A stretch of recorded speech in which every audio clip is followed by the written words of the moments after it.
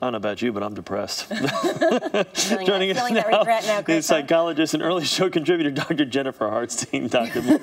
I'm kidding, of course, but boy, you sit back and you say, wow. It gives you a moment to pause and look back on everything you've done, right? Woulda, coulda, shoulda. All right, let's look at this now. The survey of what Americans really do regret. Sure. In this order, the top 5 were romance, family, education, career, and finance. So what does this little snapshot say about Americans today? Well, it really does say we are looking back at our lives and really wondering how we may have done something differently, how we can do something differently. We spend a lot of time in self-reflection and maybe too much. Maybe we're not doing enough to change it. Maybe we're just spending enough time looking back and saying, oh, I wish I had, woulda, coulda, shoulda, instead of what can I do next? All right, let's break these down one by one. We'll start with romance first. The most common regret and how people could potentially reverse. Right. So we think that, think about romance. We always do, as they said in that piece, we think about, well, it was great and maybe it could have been, or that lost love from 20 years ago, maybe I need to find them. So the fact is sometimes you may want to take that plunge and go find the person that got away. Maybe there is somebody that got away that you can go rekindle that romance with. You have to take that risk and do it, but it is a risk because you don't know. Maybe they're married to someone else. Maybe you're married to someone else. So you should research that before you have to do the research, and maybe they're waiting for you to find them too. So you never know. You might want to just go explore it, and then you can actually walk away and say, you know what, I tried it. It's done. I can move on. How about family? Family's tough. There's 2 ways to look at this. One is in a family situation of maybe choosing not to have kids and then regretting that decision. So if you're too old maybe to have kids now, get involved in organizations where you can spend a lot of time with kids, something like Big Brothers, Big Sisters. If you still can have children, adopt. We know that that's a big thing.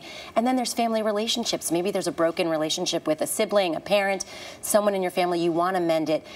Take the high road, be the bigger person, extend the olive branch, try and see if you can fix it. Again, if you can't, let it be. The high road, the road less traveled. It is a hard one to find. Education?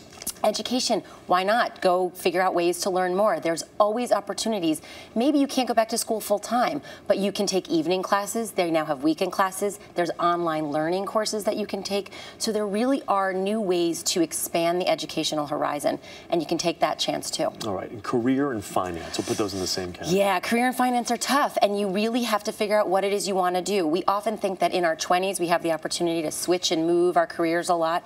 The fact is there are people now, especially in the economic changes, that are changing careers in their 50s and 60s. If there's something you love to do, figure out how to make sure your finances are in shape so that you can switch gears and do something else. It might be what you love, and then you're going to have a great end-of-life career. Why not? Never too late to turn things around. It's never too late to change. I want to show this other graphic that we have here. Interesting to see the difference between men and women. This I thought was very interesting. Men were more likely to have work-related regrets. Women had more regrets with love and family. So what can women do specifically to experience less of regret in the old love category? Right. Well, I think women tend to internalize and take on all of the problems. They really need to take a step back, put it into the bigger context, and recognize that it's not just them in a relationship. There's multiple people.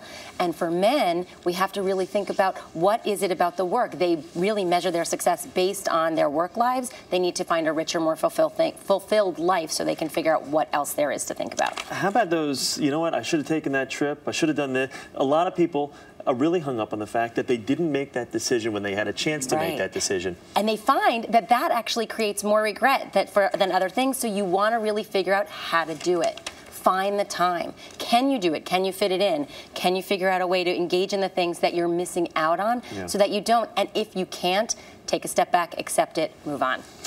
Just accept it. Just accept it. Well, sometimes that's all you can do, right? What's done is done. Sometimes that's all you can do. Otherwise, you're going to be stuck suffering for a long time. All right. Dr. Hartstein, good to see you. Thanks. Good to see you.